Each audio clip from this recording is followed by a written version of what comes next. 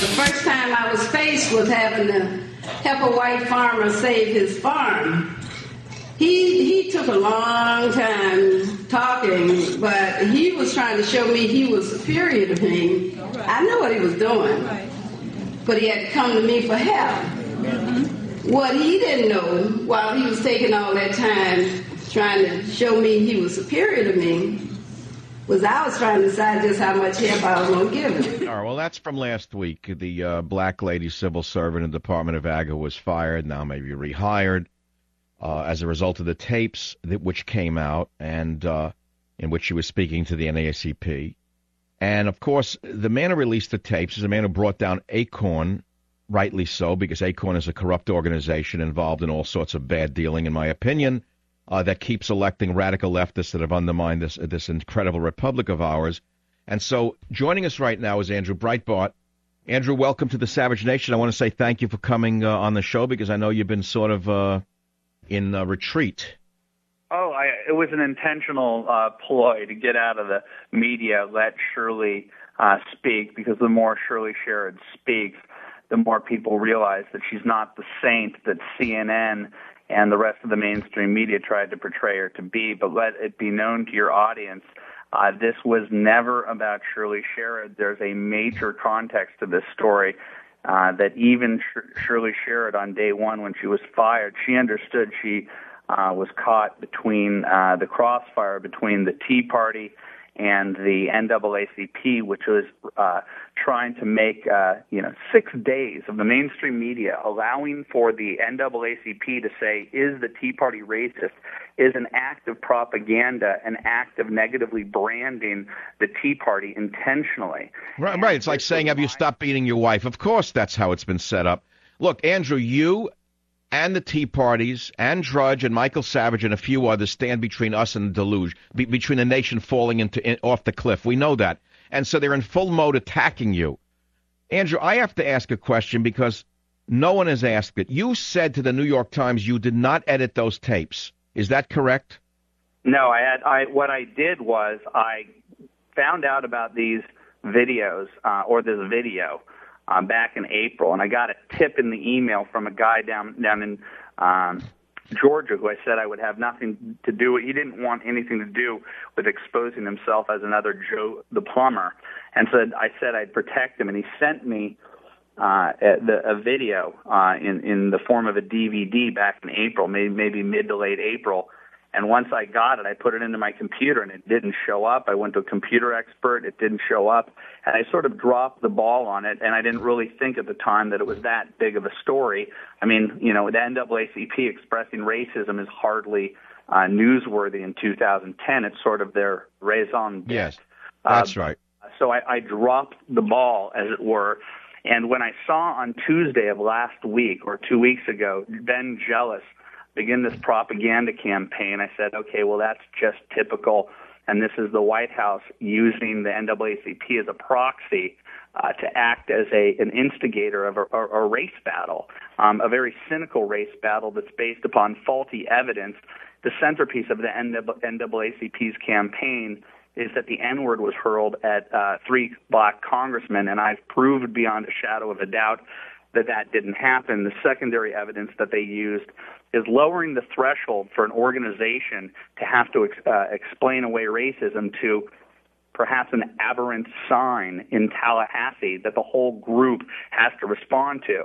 And so when they made the reaction of the audience of the Tea Party, that was the deplorable act that defined the Tea Party as racism, and that ABC, CBS, and NBC, and CNN, and the New York Times allowed for the NAACP to spend 6 full days to negatively brand the Tea Party as racist, I called that guy up, and I said, hey, you remember that video that you talked about? I think it actually has some pertinence to what's going on in the news cycle right now, and I need to get it out there as soon as humanly possible, because when I proved with 4 videos that showed that the N-word wasn't said at the Capitol steps, all the media outlets that I went to and begged for them to show it said, well, that's not newsworthy anymore.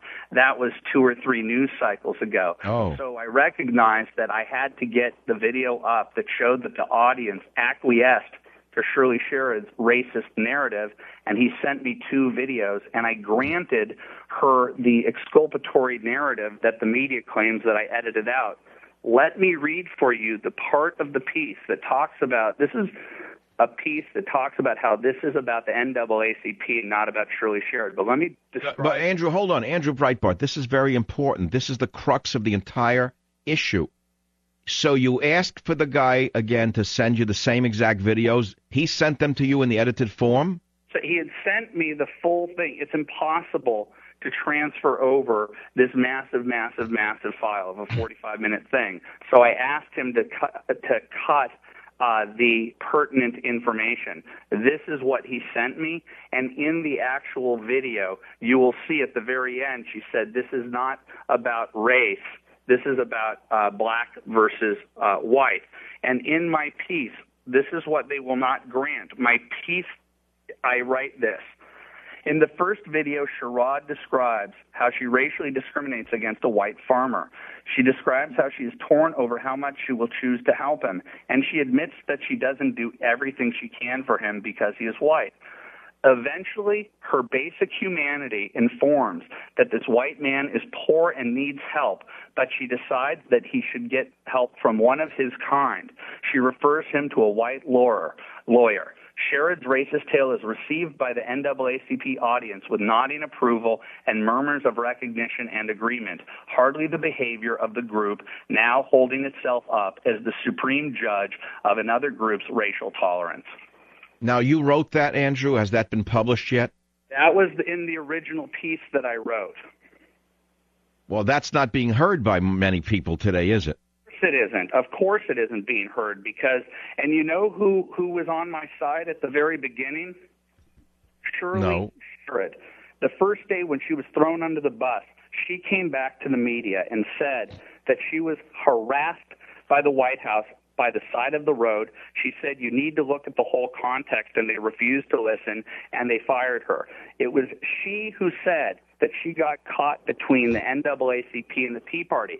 Now, when she goes to the White House, or she talks to the president and she talks to the White House, this woman who recognized that it wasn't about her, that it wasn't about, that it was about the NAACP's situation against the Tea Party, she goes to the White House. She gets a job back, not her original job, which is curious, and we can get back to that. Shirley Sherrod now becomes, like the NAACP and like the Congressional Black Caucus, a weaponized proxy against the Tea Party, against Fox News, and against Andrew Breitbart. Have we seen this over and over and over again? They got to her, and she spent the next 3 days burying herself, calling me a racist, saying that I want to go back to slave days. She was not saying this on Monday and Tuesday before she talked to the White House. The White House is using race to split this country apart. It's not just me who says this, Michael. Listen to this one. Mary Frances Berry, the Clinton and Carter appointee of the Civil Rights Commission, said last week in Politico, she said, this is the Democratic Party's strategy. The Republican Party and the Tea Party are no more racist than the average American. This is the Democratic Party's strategy to have the opposition have to answer the question, are you a racist, instead of having to deal with economic questions such as joblessness and unemployment. She gets it. But, Andrew, I hear you. I agree with you, by the way, 100%. I know that this administration specializes in racial enmity. I've said the same thing for months. I've said that it's the most racially divisive administration in history. They've divided the nation more so than any I've seen in my lifetime. I understand all of that. Unfortunately, you got caught in the crosshairs. But I really want to go back to one thing and one thing only, because it's, to me, in your defense, if you wish not to answer it, Andrew, I'm going to let it go. The tape you ran, was that an edited tape, and who edited it? The guy in Georgia edited it, and at the end of the tape, it says it offers the beginning of her exculpatory story. If you read beyond that... But, Andrew, I'll tell you what I think, and I said it on the radio, or I wouldn't repeat it right now.